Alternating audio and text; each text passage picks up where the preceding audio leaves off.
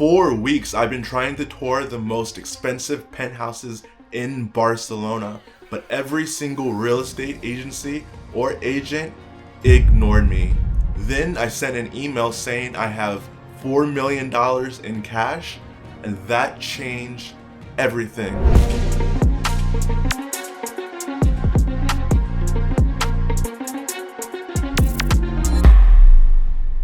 I mean, my inbox was blowing up. They were wanting to show me tours right away. It's funny how money can change everything. So I originally wanted to collaborate with these brands as a content creator. I'm showcasing luxury experiences in Barcelona, and I thought that would be great to show my audience. But me approaching them as a creator and wanting to showcase their brand just didn't seem to work. I had one person who was down to collaborate with me in the beginning, but she ended up flaking out and stopped replying to my messages. I was getting super frustrated. I didn't know what else to do. Then that's when I got the bright idea. Why don't I just say that I'm a buyer and bring my camera along for the tour?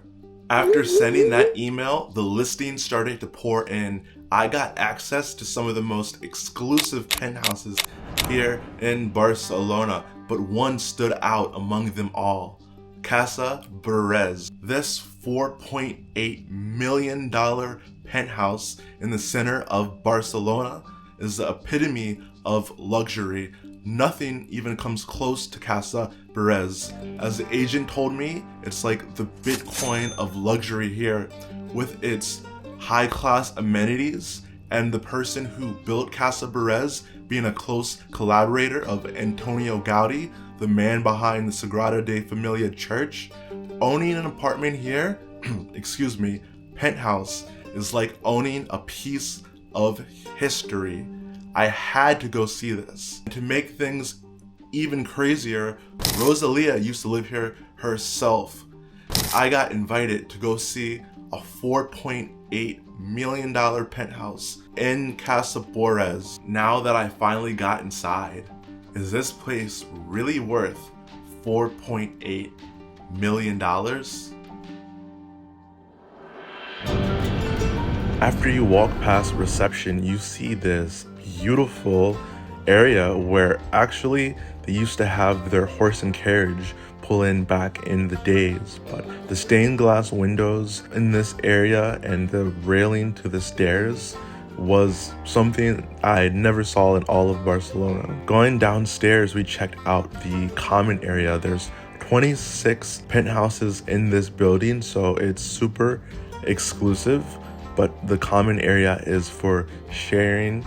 We have gym. It's not a full-size gym, but you can get a nice workout in, along with a lap pool here. And there is a jacuzzi in the back. There's also a massage parlor in the gym. If you have a private masseuse, you can have them come and get your massages there. In the kitchen area, they have wine refrigerators for each unit. You get your own wine refrigerator. And the pool table, which is nice. You can have family get-togethers here.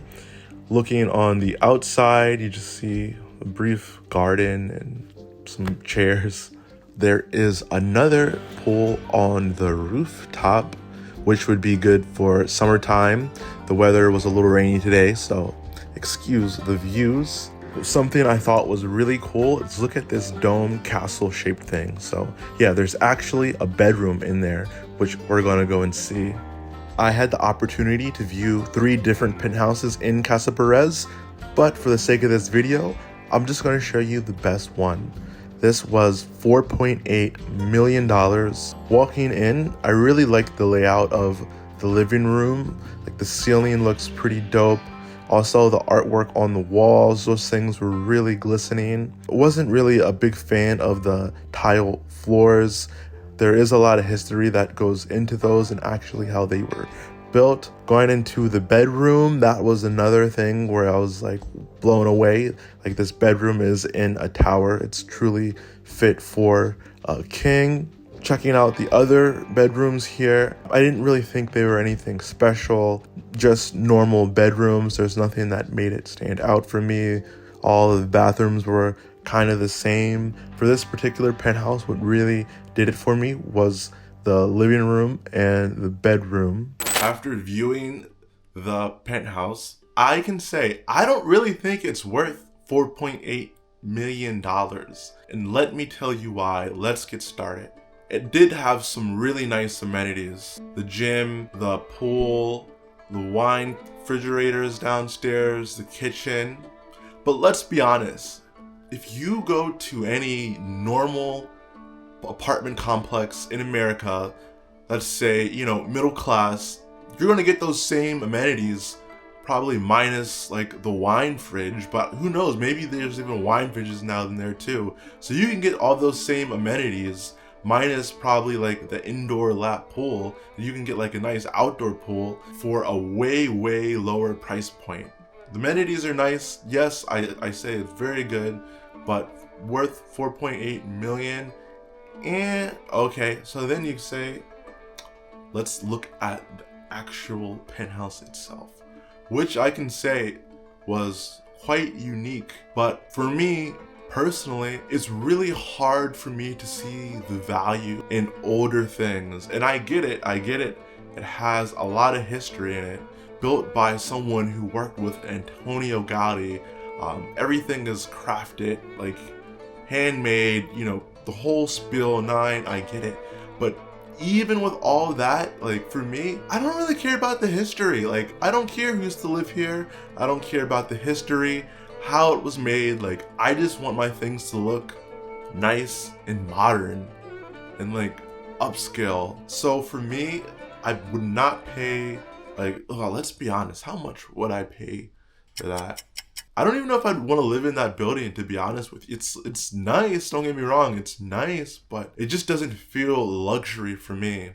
And I think that's probably like the difference in American luxury versus European luxury, where here in Europe, it seems that the focus is on history and heritage. In America, it's more so on like modernness, newness, like freshness. You could go to Miami and with $4.8 million, you can get a really nice luxury penthouse there that actually would be luxury. My understanding of luxury. I get there's two different types of luxury here, but I'm learning to appreciate like the art and the history more. Like I'm a huge art person, but the history, it's like, I get it, but why should I care? Like, why should I care anymore? Like, why should I pay this amount of money just because it was built by this person? I don't really care. But I would love to hear your thoughts on this. So you can shame me in the comments for saying Casa Burés isn't worth it. But would you pay $4.8 million to live here if you had the money?